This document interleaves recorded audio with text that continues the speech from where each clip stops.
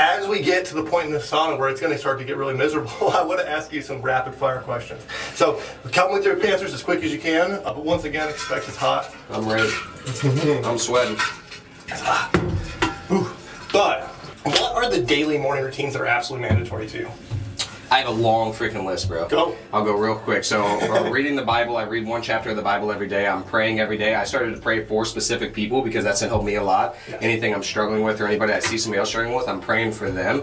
Next, I'm going to go to a journal. I journal for 10 minutes. Yep. I go through 15 minutes. I'm writing a book right now. I'm like 99% done. I'm like just going through the final. After that, I work to do Wim Hof. I can't say I do that every day. This morning I did a cold plunge. I'm either going to do that or a cold shower. I send my dad a motivational quote. My dad has been dealing with mental depression and some hard stuff. And so I just started sending him motivational quotes, been working with him. And I send my girlfriend a love quote every day. And just something to like, hey, I'm thinking about you. These are ones that I picked out.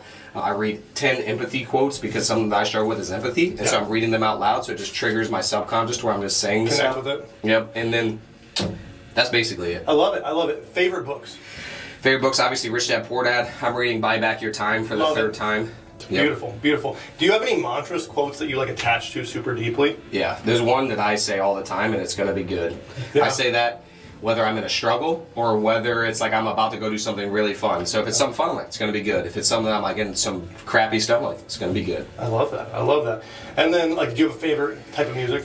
Not really. I mean, I listen to Christian, heavy metal, rock, freaking all of it. Do you have a specific way to unwind? Do you have an unwind for the day?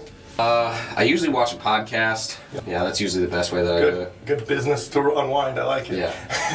Oh, beautiful. We'll get into some of the last questions. Like I say, because we're pushing it to the limit our bodies are going to handle. Yep. My fingers are swollen. Yeah. You getting hot? Oh yeah. See if I get a sizzle. Nope. Get miserable. On this subject of these things, you love music.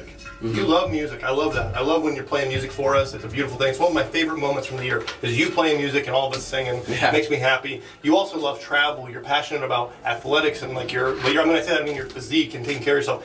Do you find these things benefit your business, or do you find that they just unfocus you? Because that's one of those struggles that I deal with. It's like, okay, I could put this 2 hours into this thing, or I could put it into my business. Though one brings me more passion and joy, one very literally is work on the business. How do you feel about stuff like that? I think they all feed into each other. So if you go 100% business, you're going to feel miserable, and you think that you're going at a high level when really you're working at like 4 or 5. Oh, that made it smell really weird. Yeah. That made it smell really weird. We got BO sizzle. Yeah, it's horrible. So basically, whenever you're working at like a 4 or 5, you think you're putting in all this work because you're working so many hours. But if you just go take time to do your passion, your love, you're actually going to come at this thing at a 10 and accomplish way more because you took that time. So that's what I'm realizing now is if I want to be the most effective, I have to take time for myself. I have to show the love, compassion, do my passions. I love that. And I finish off with this big final question before we give your goodbyes.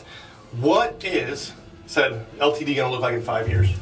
Automated, probably in multiple different cities. I'm going to guess we're going to be in Michigan, Ohio, and then we're going to take over Indiana. I'm going to guess we're also going to be in Florida. I want all the guys to be able to go back and forth to Florida, and we're just going to live a life of like a brotherhood. That's my biggest goal. Beautiful Commune, business, like conquering group of people. I love that. So where can people, hear my voice, can connect with Dakota Bailey? What Instagram, what Facebook? How can they follow you on YouTube? How do they connect with LTD? If they got a property to sell, you want cash, and you want it easy, you go to these guys. Yep. Where can they go for all these things? Yeah, just follow me on Instagram. That's the main thing I'm using now is Dakota.Bailey. No, it's DakotaBailey.in for Indiana. Yes. I'm going to be the Indiana boy. Yes, Dakota Bailey on Facebook. Yep. Beautiful. And LTD, what's the website?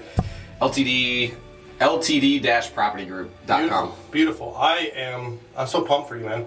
Like I said, it was a beautiful session. I'm going to be the one that taps today. So you pushed me to my limit. Let's go. It is hot as hell in here. I appreciate you for being here, brother. Yes, like sir. I said, I finished with just my appreciation for Dakota for coming here. This podcast, he's a tough SB. But I'm telling you, it is hard to sit in here. This thing is as hot as the sauna I've ever been in. And I said, we're going to have a lot of people tap out on here, but this man made it through. I love that. So we're going to check on out. Let's go. Thank you, man. Appreciate you. What's up, guys? I'm Dakota Bailey. I made it through turning up the heat. Let's go.